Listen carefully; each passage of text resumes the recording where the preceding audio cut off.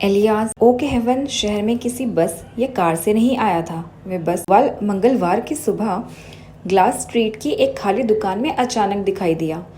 वह चांदी जैसे बालों वाला एक बुजुर्ग व्यक्ति था जिसकी नाक पर चश्मा हमेशा टिका रहता था। दोपहर तक उसकी दुकान की खिड़की पुरानी और खूबसूरत घड़ियों से भर गई थी। ये आज के दौर की प्लास्टिक वाली डिजिटल घड़ियां नहीं थी, बल्कि पीतल के गियर वाली ऐसी शानदार मशीनें थी जो टिक टिक करने के बजाय गुनगुनाती महसूस होती थी। शहर के लोग उत्सुक तो थे, लेकिन उनके पास फुर्सत नहीं थी। ओक हेवन में हर कोई समय की कमी से जूझ रहा था। वकील अपनी 9 बजे की मीटिंग के लिए भाग रहा था।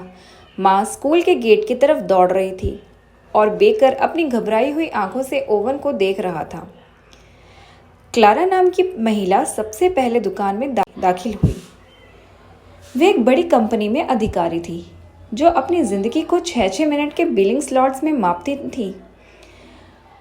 उसे घड़ी की जरूरत नहीं थी। उसके पास हर समय 3-3 डिजिटल उपकरण होते थे। वो वहां जाकर कहती है, मुझे एक गिफ्ट चाहिए, कुछ महंगा सा, कुछ ऐसा जो ये बताए कि मैं कितनी सफल हूँ, मेरे पिता के रिटायरमेंट के लिए। एलियास ने महंगी सोने की घड़ियों की तरफ देखा भी नहीं। इसके बजाय उसने काउंटर के नीचे से एक छोटी साधारण लकड़ी की घड़ी निकाली। उस घड़ी के चेहरे पर कोई नंबर नहीं था, सिर्फ एक धीमी गति से चलने वाली सुई थी। एलियास ने फुसफुसाते हुए कहा, ये घड़ी आपको ये नहीं बताती कि समय क्या हुआ है, यह आपको ये बताती है कि उन चीज़ों के लिए आपके पास कितना समय बचा है जो वास्तव में मायने रखती है।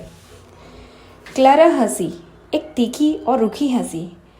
मेरे पास पहेलियों के लिए समय नहीं है बूढ़े आदमी।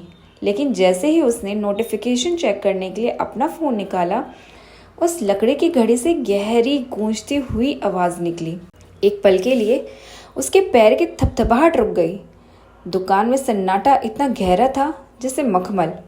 अपनी समझ के खिलाफ जाकर उसने वह घड़ी खरीद ली। अगले 1 महीने में ओक हेवन में एक अजीब सी बीमारी फैलने लगी। इसकी शुरुआत क्लारा से हुई। उसने बोर्ड मीटिंग्स के दौरान अपनी घड़ी देखना बंद कर दिया। उसने घर जाने के लिए लंबा रास्ता चुनना शुरू कर दिया, सिर्फ इसलिए ताकि वह पार्क के ओक के पेड़ों पर पड़ने वाली रोशनी को देख सके। दूसरे लोग भी पीछे पीछे चलने लगे। बेकर, जिसने एलियास से एक छोटी डेस्क क्लॉक खरीदी थी, दिन के अंत में मुफ्त में रोटियां बांटने लगा ताकि वह अपने पड़ोसियों से रुककर बातें कर सके। ग्लास स्ट्रीट की वह घबराहट भरी ऊर्जा अब एक स्थिर और सुकून भरी लय में बदलने लगी थी। लेकिन इसकी एक कीमत थी। शहर के लोग जितने शांत होते जा रहे थे, एलियास की दुकान की घड़ियां उतनी ही तेज टिक टिक करने लगी थी।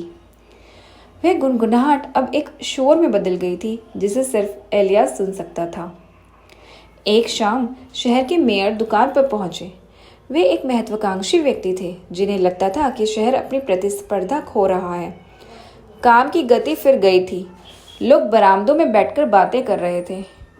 मेयर ने पीतल की घड़ियों की दीवार की और इशारा करते हुए आरोप लगाया, तुम हमें बर्बाद कर रहे हो, तुमने कोई जादू कर दिया है, हमें हमारी वह जल्दबाजी, वो तेजी वापस दो। एलियास खड़ा हुआ। उसकी हड्डियां एक पुरानी दादाजी वाली घड़ी की तरह चरमराई। जल्दबाजी एक चोर है मिस्टर मेयर। ये उस कल की किश्तें चुकाने के लिए आपके आज को चुरा लेती हैं जो कभी आता ही नहीं। मैं आपका समय नहीं छीन रहा हूँ, मैं तो बस आपको वो टुकड़े वापस कर रहा हूँ जिन्हें आपने फेंक दिया था। एलियास ने एक विशाल घड़ी का पिछला हिस्सा खोला। अंदर गियर और पुली के बजाय हजारों चमकते हुए धागे थे। वे यादें तो जो कभी पूरी नहीं हुई, वे सूर्यास्त जिन्हें कभी देखा ही नहीं गया, और वो सांसें जिन्हें कभी सुकून से लिया ही नहीं गया। उस रात ओक हेवन में एक बहुत बड़ी गूंज सुनाई दी। वह तेजी नहीं थी, लेकिन उसे हर किसी ने अपनी रूह में महसूस किया। अगली सुबह ग्लास स्ट्रीट की वह दुकान खाली थी। ना कोई घड़ी, ना पीतल और ना एलियास। दुकान ऐसे लग रही थी जैसे दशकों से उसे किसी ने छुआ तक ना हो। ओक हेवन के लोग वापस अपनी पुरानी भागदौड़ वाली जिंदगी में नहीं लौटे। उन्होंने उन लकड़ी की घड़ियों और पीतल के गियरों को संभाल कर रखा जो एलियास ने उन्हें दिए थे। उन्होंने ये सीख लिया कि खामोशी में बिताया गया 1 मिनट दौड़ भाग में बिताए गए 1 घंटे से कहीं ज़्यादा कीमती है।